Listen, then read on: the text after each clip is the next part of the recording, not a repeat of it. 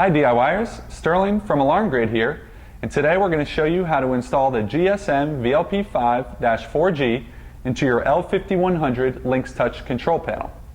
The Lynx Touch can actually support 3 different communication paths.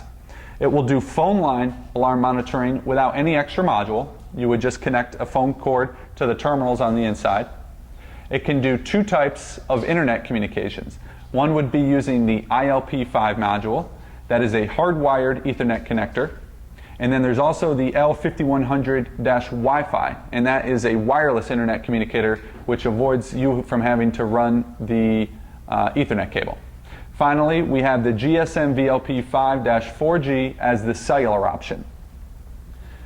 It is the preferred communication path as there are no wires to run. There are no wires that can be cut by an intruder to defeat the system. And there is no communication needed from your house. So you don't have to worry about having a phone line.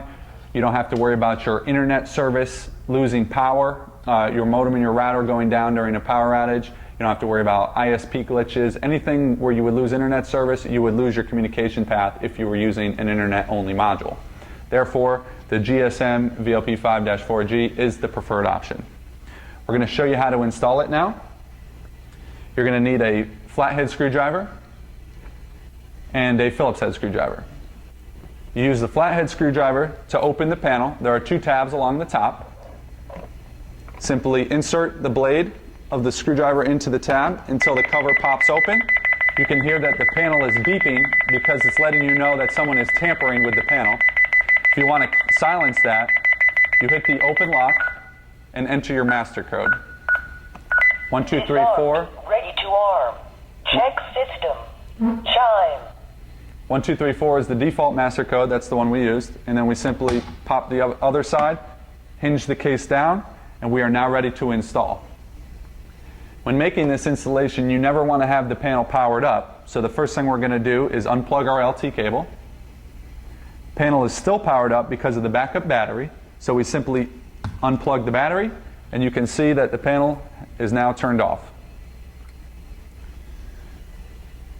The cell communicator comes with the board itself. You can see that there's a SIM card. That's where it gets the cellular data. It comes with a very small connector board, and it comes with 3 screws to attach the communicator to the board. You can see on the board that there is a port that matches the port on the GSM.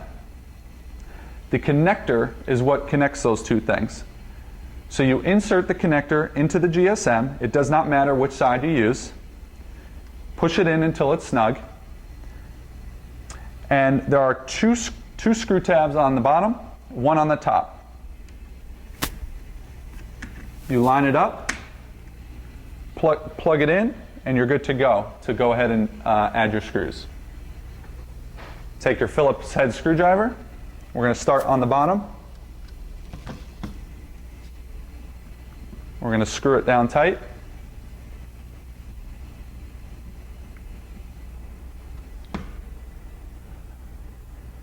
Then we're going to do the top one.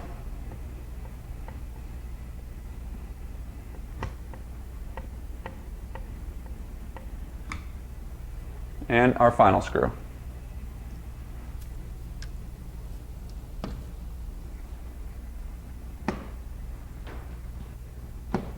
Now that the GSM is installed, we can go and power the panel back up.